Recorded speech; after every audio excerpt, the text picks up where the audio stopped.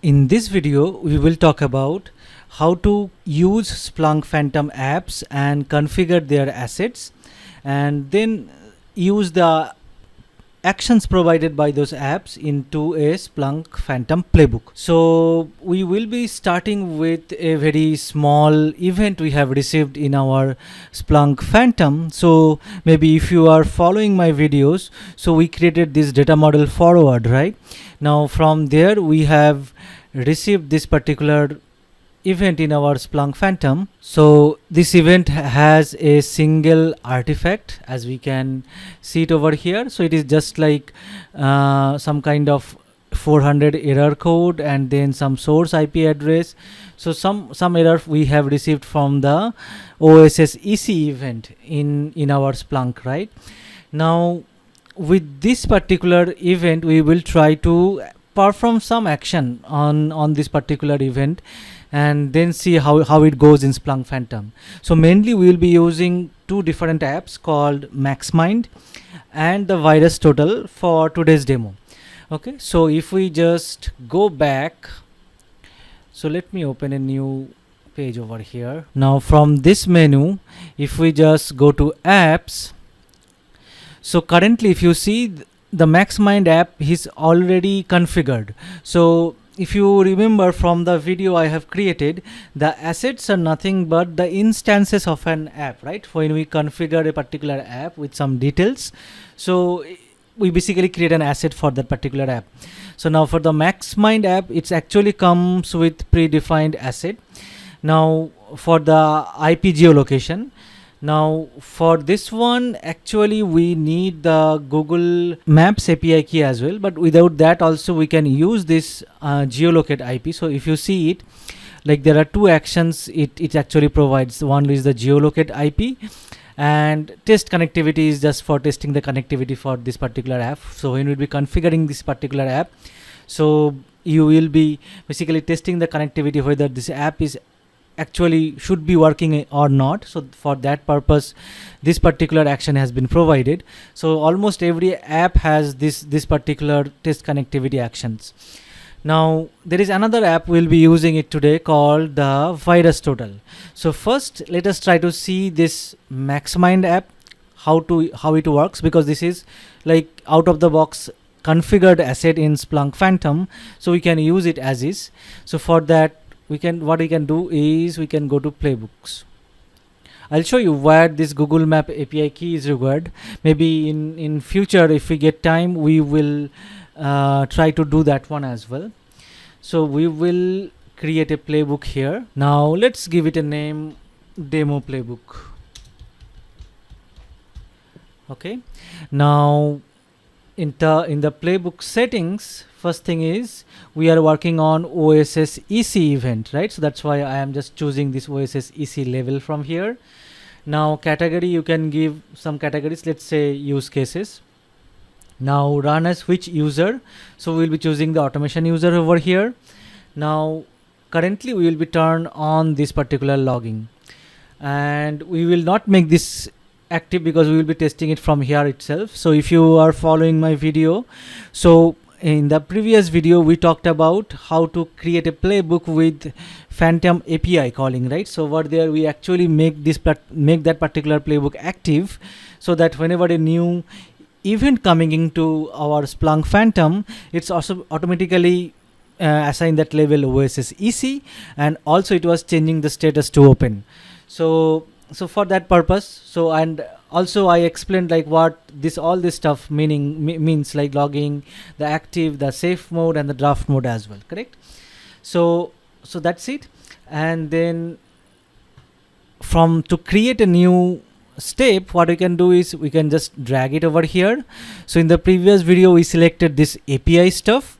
Now in this one we will be selecting this action one. Okay, now initially, as I said, we will be using the MaxMind. So let's click on over here. So it has a action called geolocate IP, which we have seen it over here, this geolocate IP. So we will be selecting that. Now you have to select the asset name, MaxMind, and you have to select the IP address over here. Now in our event, if I just click on this arrow over here, so it will basically list down all the artifacts for that OSS EC, and the SRC field actually holds the IP address for us. Okay, so when we will be discussing the Python stuff, so we will be discussing all this stuff over here, so that's why I'm not going deeper into this one, how this field names will be. Okay, so we'll be clicking on save, and then so we have this one, then it will be end. So only we have a single step over here called the geolocate IP. Then we will be clicking on save for this particular playbook. Now when we will be clicking on save, so you have to basically put a comment over here. So I'll say, just say initial version, and then I'll be clicking on save over here. So once the playbook is saved, so let's open this playbook debugger. Now one thing is, in the last video also we checked with the event ID, and I have shown you like how to check the event ID. So for this particular event, the ID is 2 over here, correct? So I'll just go back over here. I'll be giving the event ID as 2, and for the scope I will be selecting all, or you can select new as well, like for the new events only it will be applied. Okay, so as we are working on a single event over here, all is fine as well. Now run as current user, because in the playbook settings we choose the user who can run this one is the automation one. So you can run as a current user as well, but you can uncheck this one as well to run as a automation user. Okay, because currently I am logged in as a admin user, administrator user, so that's why I am just unchecking this one, and then I will be just clicking on test over here. So if you see, it is currently success. The Maxmind executed this particular asset Maxmind over here successfully, and this is the parameter we have given it over here. This is the IP address. So if we just go back over here to the asset field, so this is the IP address which was passed to this Maxmind app, correct? Now if you see it over here, so certain logging it is doing it. So in the previous video also we have seen the similar stuff, like which artifact it is currently working on, and if you see like whether it is calling with a callback or any reviewer is there, all these details it is logging in as well. Then it is trying to call this geolocate IP over here. Now once it is geolocate IP is successfully completed, so it will basically tell you the parameter and the output of this one, right? If you see this IP belongs to which region, it is also showing up that one as well over here. Okay, and all the details will be provided over here as well, like with the status is success, and the information like which app we have used it, which asset we have used it, which parameter we have given, which the context we have given, everything, and the output message as well. So this is also another way of accessing the output. So when we will be talking about the Python module, maybe we will try to access this stuff as well programmatically. Okay, so we successfully executed an action from a particular playbook in Splunk Phantom.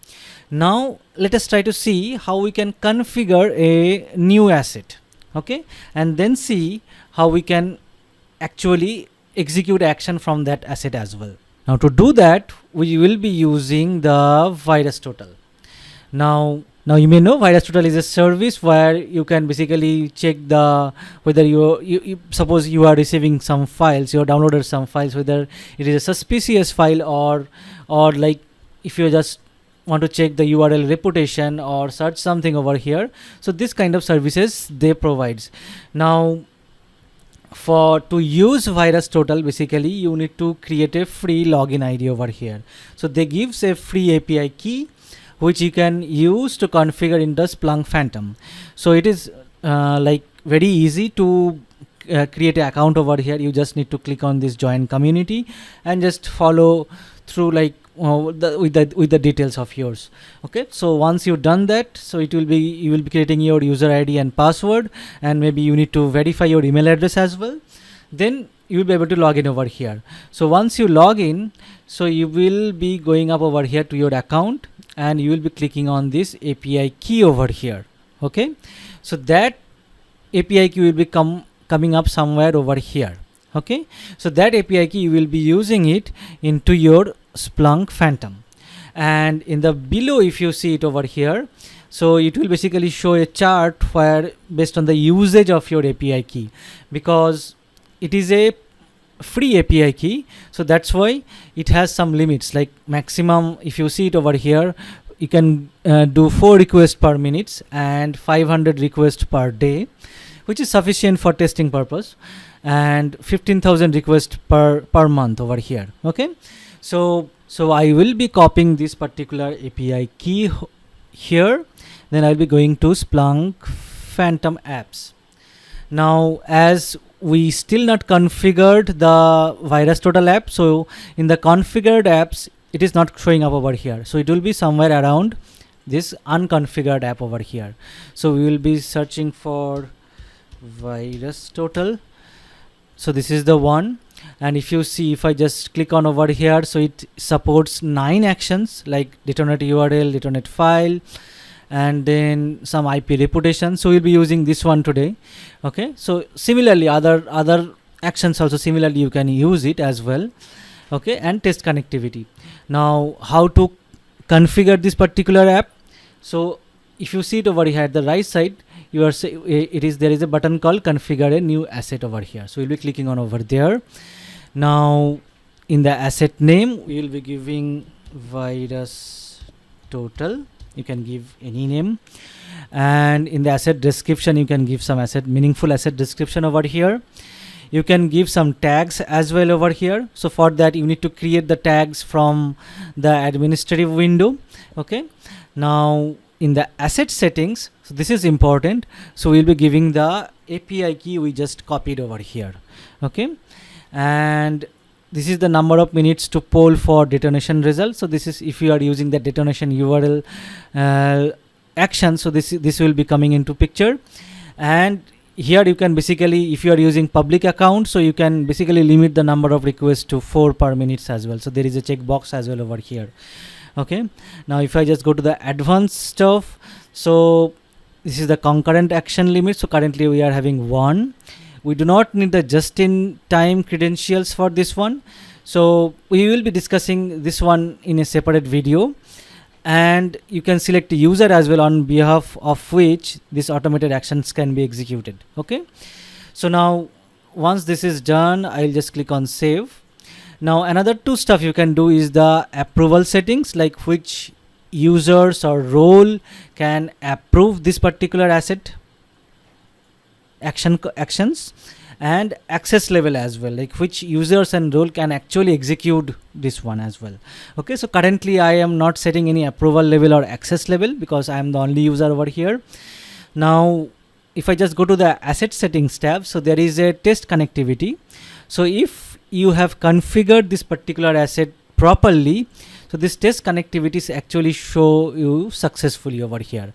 Otherwise it will not show anything over here, and it should show over here connectivity test passed over here. Okay, so we have configured the VirusTotal asset successfully. Now let's create another playbook to see that one. So we'll be creating a new playbook over here called, let's say, demo 1, and similar stuff in the playbook settings. It will be working on OSS EC, and let's say use case, I'm just turning on the logging, and in the step I'll be choosing the action.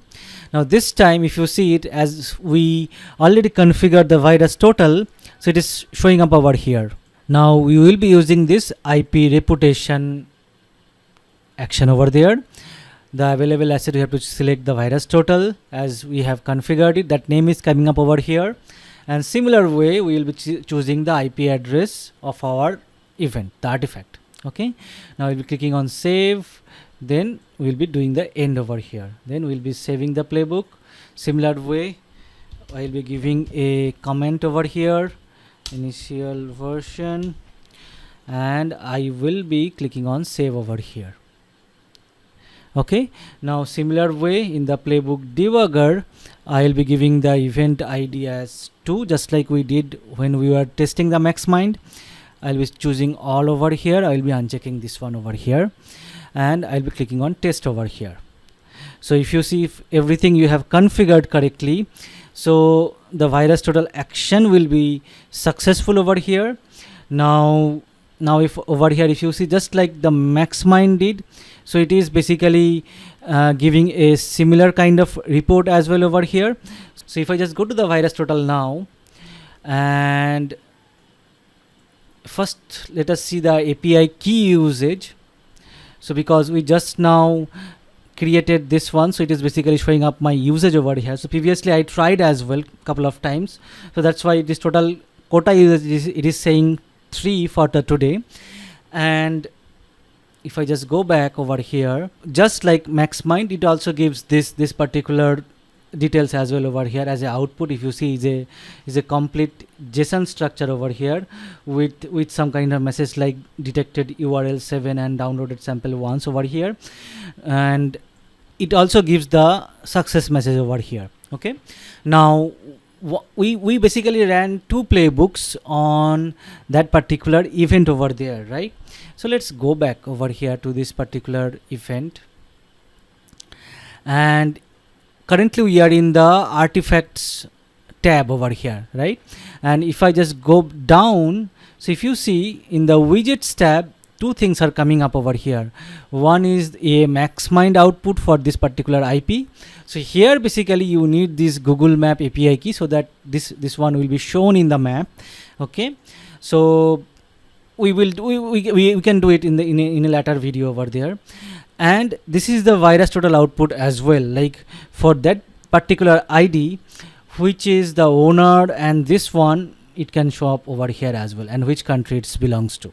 Okay, so this it can show up as well over here. So this is how you can configure an asset in Splunk Phantom and use some of its actions over there. Okay, so maybe in the next video onwards we will try to explore the Python stuff over there, and going forwards we will try to use some other stuff in the playbooks as well, like those if else conditions, those filter conditions as well over there. Okay, so hopefully this video was helpful. See you in the next video.